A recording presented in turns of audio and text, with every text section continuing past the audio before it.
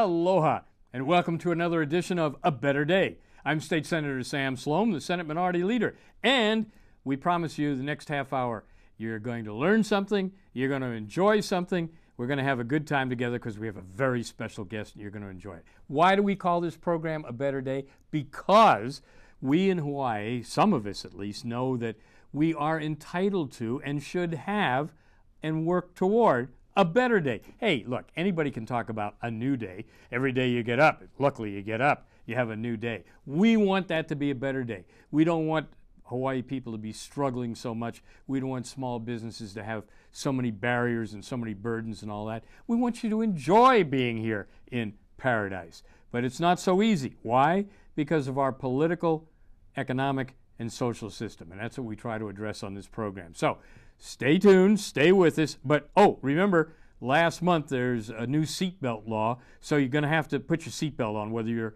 in the front seat of the sofa or the back seat of the sofa, because it may get kind of uncomfortable and bumpy for a while.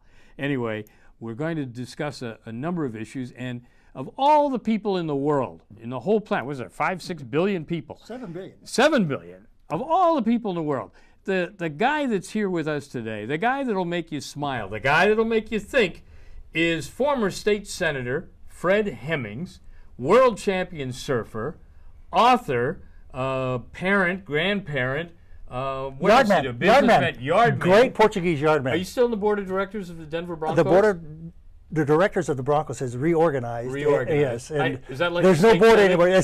No, they're actually one of the top 50 thriving businesses, sports businesses in the world. Forbes magazine just did a fantastic, and they really did well. The Broncos is a very well-run organization. And you're a small businessman. Yes, I am. You've had a long and distinguished career in business and politics, and you're still doing things. In fact, you're a hired gun now. You'll go and speak at weddings, funerals, and bar mitzvahs, right? Actually, it's a Portuguese boy's dream come true. I get paid to talk. Oh my God! Yes. Then you're going to be a wealthy guy. Right? I'm doing keynote speaking, and mostly about Hawaii and the history of Hawaii. And I try to tailor my presentations to the group. If it's group visiting from Japan, I bring in a lot of the Japanese history of Hawaii. Mm-hmm. Japanese are huge contributors to. Back in the 1920s census, for instance, 40% of the population of Hawaii was Japanese ancestry. From Japan to come work on the plantations. So we're better Hawaii because, and I want to reflect on the name of this program, because of the blessings of nature and people, not because, despite our government and despite the cost and despite the economy, Sam, we live in really a purgatory. We're being punished and paying a huge premium. And what's really sad about the cost of living in Hawaii is very regressive. The poor pay the most. The excise tax, for instance, makes us the most regressive, second only to Alabama, last I checked, for regressive taxation, taxing the poor. Yeah. We tax people for being hungry. Food is taxed at 4.5% here in Oahu. We tax people for being sick. It's crazy. And I guess, Sam, the thing that concerns me, and it's I don't mind paying a good price for a good product, but we're getting served the same old thing for year in and year out, and being told it's going to get better next year. And every year, your favorite newspaper prints. The legislature is going to address education this year. The legislature is going to create economic stimulus, and our governor keeps telling us about how we've turned the corner and things are getting better and all that. But it doesn't seem that way when you're talking to people actually in business or paying the bills. But look, you had a long and distinguished career in the legislature, and you were always a stand-up advocate for the individual, for choice, for freedom, economic freedom, liberty and freedom and all of that. You were in the State House. A lot of people don't remember you were in the State House. Long time ago.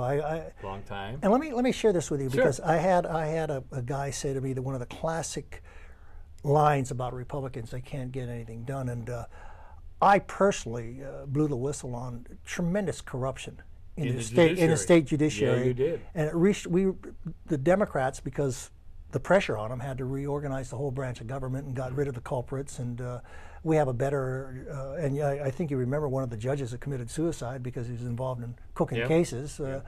So that all got reorganized. And I guess the point is that monopolies, Sam, are bad. And our founding fathers wrote about monopolies. In fact, Thomas Jefferson was always going to put something about monopolies in the Declaration of Independence to avoid monopolies. King George III was granting monopolies to his friends who were tobacco growers. And yet, if we reviewed back pre-revolutionary days of all the things that we complained about with King George and the taxes and the fees and the quartering of troops and all that.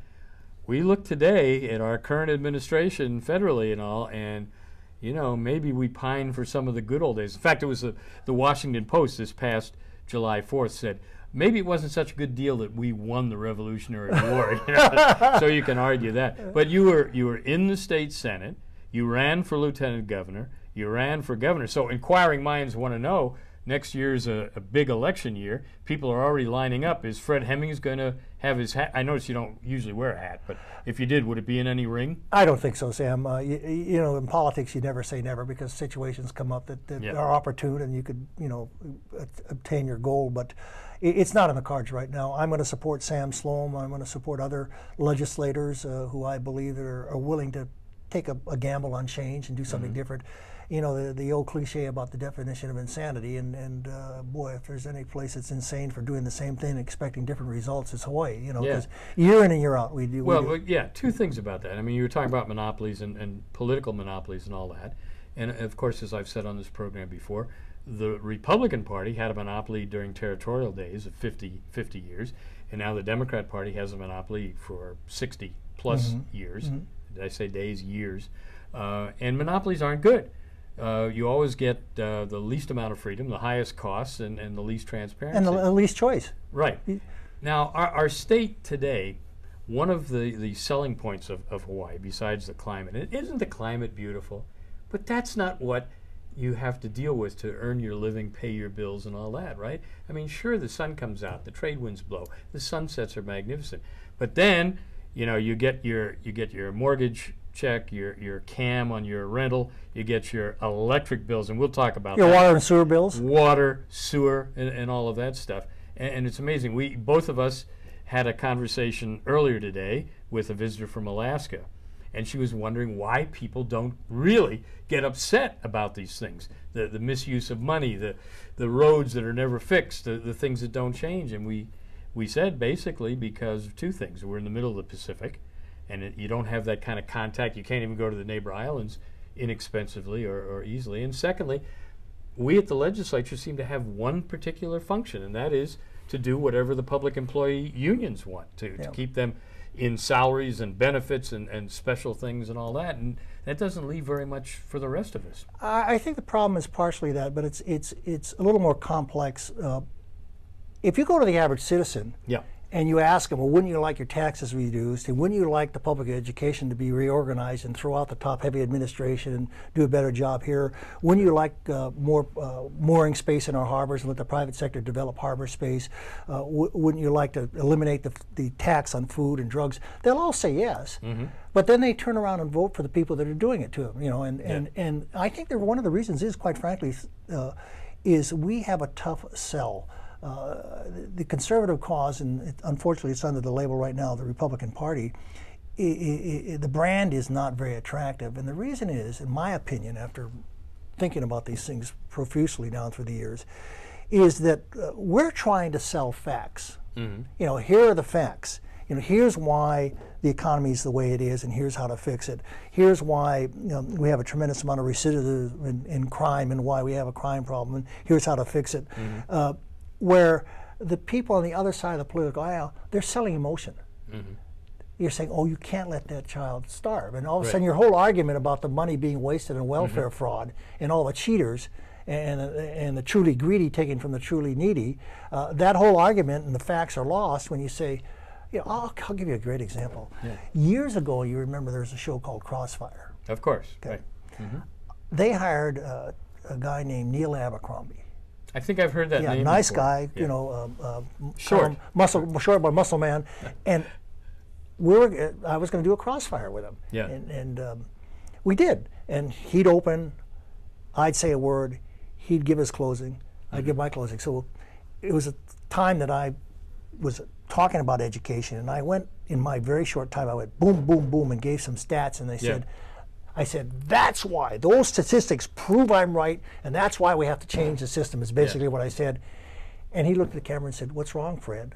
don't you care about kids? Yeah, and that won the day. And that won the day because people, Well, isn't there something even more fundamental, though, and people have said this before, it's not a new idea, but you've got basically two philosophies operating, whatever you call them, whatever name. But one is that you deserve, you are entitled to, we will give you, versus we believe in the free market, we believe in the Constitution, we believe in you, but you have to pick yourself up by your own bootstraps. You have to be responsible for the choices that are made. And it's easier to give stuff, right, than to tell people, wait a minute, you got to be responsible. Nobody wants to hear that. Well, you know something, it is amazing, but Alexis de Tocqueville in 1835 came to America and wrote a book called Democracy in America, and he, in his books, he basically said America's great because of fellowship in churches, because we help the truly needy through churches and through fellowship, neighbor helping neighbor. And that whole thing's been turned on its head now, where government's going to take care of you, and it's not taking the amount of greed and fraud in MedQuest, which is our Medicaid program, in food stamps. You know, basically here in Hawaii, the last I checked when I was a senator, to be eligible, it's based on earned income. And you have so much earned income, but your assets, you can own one house and one car. So, Sam, what that means here in Hawaii, and you tell me if this is fair, Hawaii, you have someone working, let's say, in the tourist industry. They catch a bus from Kalihi, they go to Waikiki, they work all day, they catch the bus home, and they rent an apartment. They're paying taxes and not collecting a thing from government. Then you have someone else who has low earned income, maybe even a retiree. They qualify for free medical care, and they qualify for free food stamps, and they live in a house with $200,000 or $300,000 equity, and they drive a Cadillac Escalade. But that doesn't count. So the system just opens it up to, and that doesn't mean recipients are the only frauds. There's doctors. Right now, Sam, there's an epidemic. It's unbelievable, and someone should just be alarmed. I think it's gone up by something like 40%. Social Security disability benefits. And they have law companies and doctors who specialize. You go in and say, I'm the strongest, healthiest guy in the world, but you know what? I'm 40 years old and I don't want to work. I want Social Security disability. You came to the right guy. We'll figure something out.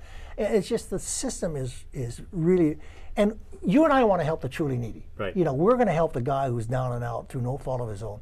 But the amount of greed and exploitation of the social programs and alleged entitlements. And that extends to corporate greed as well. I mean, let's be fair about it. We always have. We've always been above board. I mean, it's like fraud. We don't care whether it's an employee, an employer, corporate greed is a business. Greed is greed, and fraud is fraud. Well, I just mentioned the doctors and professionals that have made, and law firms that may have made it a business taking care of people that want to exploit Social Security disability. But it's interesting that, you know, in the olden days, which would be, what, 10 years ago or longer? Can't remember. Yeah. The olden days, you would expect business to be opposed to government regulations and government interference. And all. Not now. They're all for it, particularly the bigger businesses, because they see that as a barrier to entry to competitors, and particularly smaller businesses. Oh, they've been co-opted. They've been co-opted. They go for, they stand out on the street corner for tax increases, for rail, for all of these kinds of programs, which they have the ability to, you know, roll with and to absorb. And smaller businesses, independent businesses, new businesses, they don't. You know, amazing, Sam, when you think about it, it's amazing how social and economic development kind of moves westward. And Europe is now experiencing what our country and what Hawaii is eventually going to experience. And I just was looking at a telecast coming out of Greece, where they're having riots because their economy's collapsed. And they're literally living off the welfare of other nations in the European Union that are and there are people here that are in denial, and they say, "Oh, well, that's different. It could never happen here." Of course, it can happen here. If you go it's happening in California. If you took Hawaii's, I mean, the United States books, the P&L statement, profit and loss, amount of money they're spending in their budget. If you took it to a bank and made pretend, you know, you proportioned it down, you took like 6 zeros off it or whatever, and you took it to the bank and said, "Can I get a loan?" The bank would laugh at you, because technically our country's defaulted. We're in bankruptcy. You know, we owe such a huge debt. It's going to be $20 trillion by the end of this. Wait, maybe the banks wouldn't laugh at you if you were subject to the Community Reinvestment Act and you were diversity, being of the right persuasion. What do you think? Yeah. Hey, and speaking of diversity, the problem is they're running out of money. Yeah. The university. Yeah, there you go. There's a university. There's a good example of a. Look, you and I've been around long, but not as long as you. You're my mentor, even though you're younger. You're a young sprout. But you remember the days when we actually used to discuss issues, and we'd have debates, and we could disagree with people, but they could still be personable. Now, though, there is an absolute movement. We don't want the other side. We don't want this discussion and all that. How do you reinvigorate that? How do you get that other side? Well, I think the only thing that those of us who want to see some meaningful change, we're going to have to be a little more positive and offer some viable alternatives to business as usual, but also not only spend our time railing about what's wrong. We should really talk about what can be better and how we can make it better, and offer people a hope for some change. Mm-hmm. One of the most exploited words in politics is the word fair. Mm-hmm. And one person's fair is another person's exploitation. Is that F-A-I-R or F-A-R-E? Put the fair in the box. Yeah, fair in the box. It's both.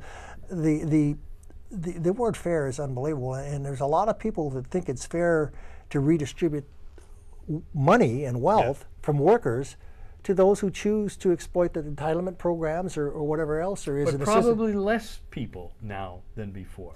Well, what happens is, like I said, the ultimate arbiter is eventually the system will collapse under the weight of its own abuse, mm-hmm. as it is in Greece and as it is almost came close to doing it. So, but do we really want to wait for that? Yeah. I mean, and we don't wish that on anybody, because you and I are both very positive. We've expressed ourselves many times about the things that are so positive about Hawaii, the opportunities that we have, the people that we have, and the resources. And we've shown this before. Right. We've had great inventions and great products and services that originated in Hawaii, but unfortunately were exported somewhere else or closed down because of the tax structure, because of the rate. Well, that's a recent example. And that brings to mind something that I would bite my tongue and vote for, and that was tax incentives for targeted, they'd say, well, we really need to diversify the economy. Yeah. Well, let's see, what are we going to pick now? We'll do high tech. We'll give them tax exemptions. Right. What that is, and I challenge any one of your colleagues on the other side of the aisle to come refute me, what that is an admission that taxes mm-hmm. are a hindrance to developing business, because they're saying, we want to develop more opportunity, so we're going to give a tax cut. So that's an admission that taxes are a burden on the economy, on the worker, and the guy that suffers the most is the worker. Yeah. And that's what these labor unions, they don't get. They might get some benefits and renegotiate their contracts and stuff, mm-hmm. but they're living in an economy that's so punitive they lose more than they make at the bargaining table. But they don't see it that way. Their whole purpose is to get more and more and more. And it's really interesting, isn't it, that while we have a collective bargaining act since 1970, part of that act is it gives a union the monopoly status for bargaining, so that you only have one teachers union, one blue-collar workers it's a monopoly. It's a monopoly. So they really don't have to do that. They could be more vision-oriented, future-oriented for the state. I read something, heard something the other day where I read an editorial where the Star Advertiser was editorializing and rationalizing for the status quo that the county's going to raise taxes and the mayor's going to raise taxes because he has to. Well, he doesn't have to. Of course not. He could be a little more efficient in how he's spending money. That, quite frankly, cuts the money. And the line in the paper that gagged me, because we exposed this 40 years ago, was, well, the county tax is not that bad in Hawaii compared to other counties. Exactly. And that is so deceptive, because the counties don't pay for schools. Right. If you add up the total tax burden, Sam, you're an expert on it. Total tax burden, I think we're third in the nation at the state and county level. Mm-hmm. So we don't pay for schools, but we're spending all this money on potholes and things that we pay twice on. We pay once through high property taxes, and then we pay another time through high gas taxes. And guess what? There's still potholes. Yeah. Hey, you're a guy, you've got a lot of energy. You always had for a guy of your age. What are you, 80 now? I sure look it. I've beat the energy, when you're in the legislature, and you've written some white papers too, mm-hmm. about energy, about monopoly in this state. What are your current thoughts on energy? Well, Sam, there's a comprehensive, and if you're an environmentalist, please listen. There is a mindless, factless opposition to nuclear energy. France is 90% propelled by nuclear energy, and they recycle 80% of their wealth. And we have an opportunity to move into 21st century technology. It's called small modular reactors. They're small reactors that can heat water to make steam turbines to propel our energy systems. Hawaii could be totally energy independent, and it also could be an opportunity to provide enough excess capacity to energize electric cars, for instance, and desalinate water. You put a desalination, you wouldn't have to worry about water. You could put one on the side of Kaalavi and turn it into a verdant jungle. But my point is that we have, through nuclear energy and small modular reactors, the opportunity. But if you mention that, people have just a knee-jerk blind spot reaction. Oh, we can't do that. We can't have nuclear energy in Hawaii. What makes that so hypocritical, Sam, is we have the highest concentration of small reactors in the world in Hawaii, and they're called nuclear submarines. I think we have 18 based here in Hawaii. At any given time, you go down to the harbor, 6 or 7 nuclear submarines are in Hawaii. And my idea is, initially, to get this program started, is have the military create energy ships where you put small nuclear reactors on ships like submarines, and you put them dockside in the place where you need the energy, and you create your energy, and you have it not only... well, look, Freddie, you've been talking about this for years. You had people come out here and talk about it also. I flew to Washington. I went to But nobody here will talk about it. They say, the first thing out of their mouth, Chernobyl. Then now Japan. Okay. More people have died in one coal mine accident or one oil rig explosion than in Fukushima, Japan. No one's died in Fukushima. In fact, the media tried to distort the fact that the head of the plant died of cancer. Yeah. You know why? He had cancer before the accident. But they didn't tell you that. See, it's amazing to me that we talk about we want to have 21st century technology, this and that and everything, but nobody will even discuss it. I mean, we should be free to discuss any issue and have people pro and con come and say, well, this is the good part, this is the not so good part. We don't do that. My problem is when you confront the rebuttals to small modular reactors and nuclear energy for Hawaii, the people you're rebutting it to, they'll change the subject. They won't answer the questions. Yeah, that's true. But the benefits are absolutely profound. First of all, if you're a true environmentalist, what's the world's biggest problem according to the environmentalists? Global warming, global weather change, whatever you want to call it. Carbon in the air, because we're burning oil and coal. You get rid of all of that. There's no exhaust from a small modular reactor. Absolutely zero exhaust. So it's all gone. Secondly, you get rid of all your internal combustion cars, and you fast track electric cars. Electric cars are going to be a reality someday. Are they going to be reality 5 years from now or 50 years from now? But everybody's going to be out of necessity. You have energy security. Right now we're buying some of our energy from enemy states. Guys like Hugo Chavez. Or late Hugo Chavez. How smart is he going to Cuba to get his medical care? People tell us, oh, it's really great. Yeah, it's really Cuba. Yeah, he was he lasted about. Well, not so living. He's a bad example of. Right? But my point is, you have all these benefits, and when you go to the some environmentalists see the wisdom of it. Nuclear energy would free us up from the carbon problem, carbon emission problem, but they won't do it. And plus the cost. Right now, as you well know, Hawaiian's electric rates, because of the monopoly of Hawaiian Electric, is about 35 cents a kilowatt hour on a statewide average. That's prohibitive. The national average is 12 cents. It's 3 times the national average, Sam. It's crazy. We could solve all those problems. And that's my theme, is there's a solution to all the problems we have here in Hawaii if we are bold enough to try something different. Does that include political will? That's probably the biggest solution. And let me tell you why, Sam. People say, oh, you talk too much and you're worried too much about politics. Do you go to bed at night worrying about politics? Yes, I do. I sure do. Because it is the single biggest cost in our life. And you know the stats. 42% of the average wage earner, last I checked, Arnie Aloha, their family pays 42% of their income for taxes. It's more than they pay for their mortgage. It's more than they pay for their kids' education. It's more than they pay for their food or anything else. We pay a huge price for government in the form of taxes, hidden and direct. And then also it's the most influential. It's telling you, have you got your seatbelt on in the seat? They got to put seatbelts for old guys in seats now because we might fall out.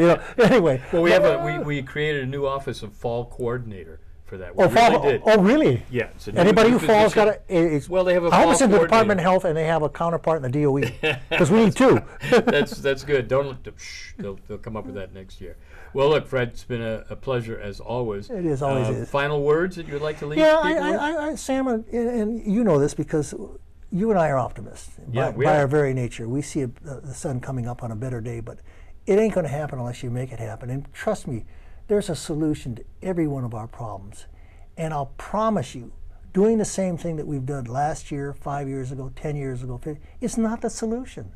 Yeah. Be bold, be brave, try something different. Hawaii's a beautiful place, and we don't have to pay a paradise tax for living here. So that's my message. That's a great message. It's a very positive message. You've always been a positive person. You've always had a smile on your face. You've always. That's a grimace. You know, it's a grimace. You always, when you're on your surfboard. Are you still surfing, by the way? I go out in a canoe because it's easier to run people over with a canoe. Do you do that stand-up paddling? No, I don't do that. That's really funny because it's the fastest growing sport in the world. I mean, it just exploded. Yeah. And if I surf, I want to be on a surfboard, and if I paddle, I want to be in a canoe. There you go. Well, you're the guy that you reinvented surfing, made it a commercial enterprise, and took it worldwide. Huge business. Yeah. Well, Fred, we appreciate everything you've done, and if people want to get a hold of you, how can they get a hold of you? Say, hey, Fred. www.fredhemmings.com. That's easy enough. All right, it's been a pleasure. Well, this is Sam Slom, thanking you for joining us, and thanking you for listening to our guest, Fred Hemmings, who has a great deal to say on a great number of subjects, and we need more people to speak out in Hawaii and to take action to make Hawaii truly a better day. Aloha.